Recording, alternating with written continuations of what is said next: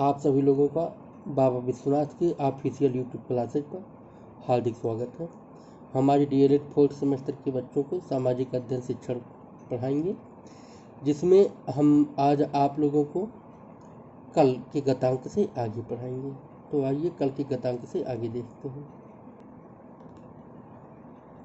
कल हमने आप लोगों को आर्य समाज, रामकृष्ण मिशन और थियोसॉफिकल सोसाइटी के बारे में पढ़ाया था।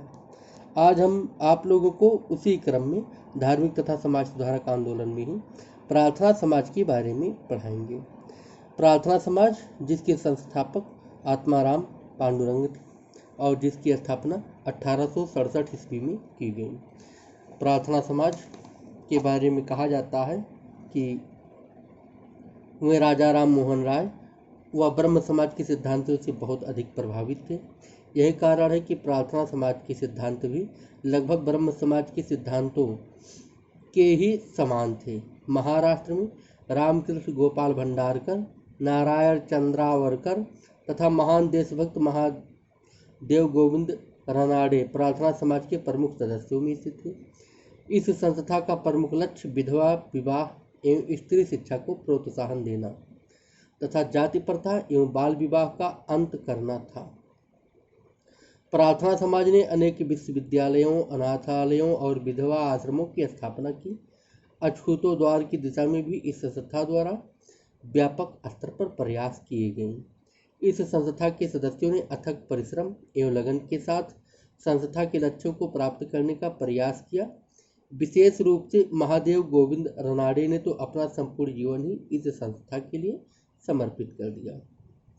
अब हम देखते हैं सत्यशोधक समाज के बारे में। महाराष्ट्र में महात्मा ज्योतिबा फूले ने सन 1873 में सत्यशोधक समाज की स्थापना करके दलित उद्धार आंदोलन चलाया। इन्होंने गुलामगिरी तथा सार्वजनिक सत्य धर्म नामक पुस्तकें लिखी और दलितों में जागृति उत्पन्न करने के लिए अनेक प्रयास किए।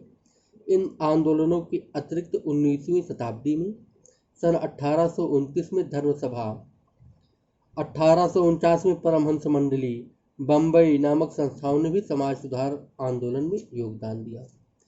अब आकर देखते हैं आगे हम जो मुस्लिम सुधार आंदोलन था, इसमें अलीगढ़ आंदोलन प्रमुख आंदोलन है। इसी के बारे में आप लोगों को पढ़ना है।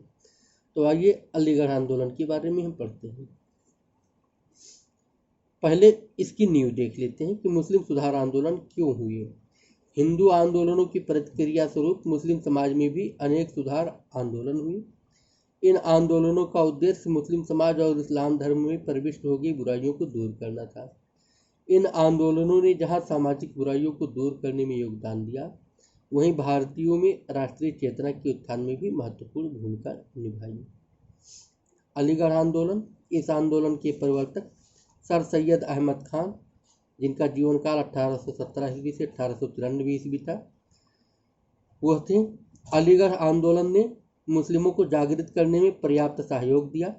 सर सैयद अहमद खान ने सरकार और मुसलमानों के बीच की दूरी को समाप्त करने का प्रयत्न किया। वे न्याय विभाग में एक उच्च पद पर आसीन थे। उन्होंने यह निष्कर्ष निकाला कि अंग्रेजों से सहानुभूति पाने के लिए उनसे मिलजुल कर कार्य करना चाहिए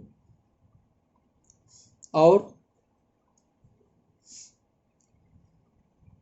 राजभक्ति का प्रदर्शन करना चाहिए। ऐसा कर उन्होंने अंग्रेजों की सहानुभूति प्राप्त कर ली।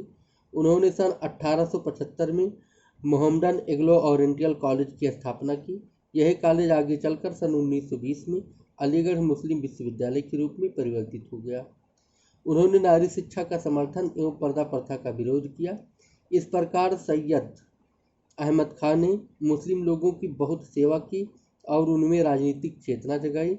अलीगढ़ आंदोलन के अन्य प्रमुख नेता चिराग अली, अल्ताफ हुसैन, नजीर अहमद तथा मौलाना शिवली नोबानी थे।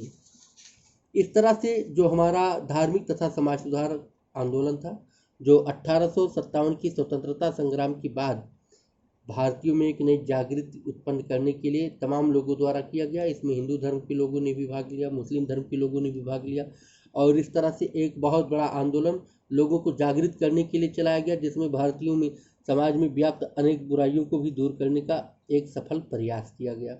और इस सफल प्रयास का परिणाम यह हुआ कि अब भारतीयों को भी लगने लगा कि नहीं, हमारे अंदर कुछ क्षमताएं हैं, हम कार्य कर सकते हैं। और फिर आगे चल कर के यह आंदोलन ही भारतीय राष्ट्रीय आंदोलन की नींव हुआ। हम भारत के राष्ट्रीय आंदोलन के बारे में आप लोगों को अगली क्लास में पढ़ाएंगे। तब तक के लिए धन्यवाद। आप लोगों के सुझाव आमंत्रित हैं। कमेंट्स बॉक्स में आप अपने सुझाव हमें दे सकते हैं। धन्यवाद।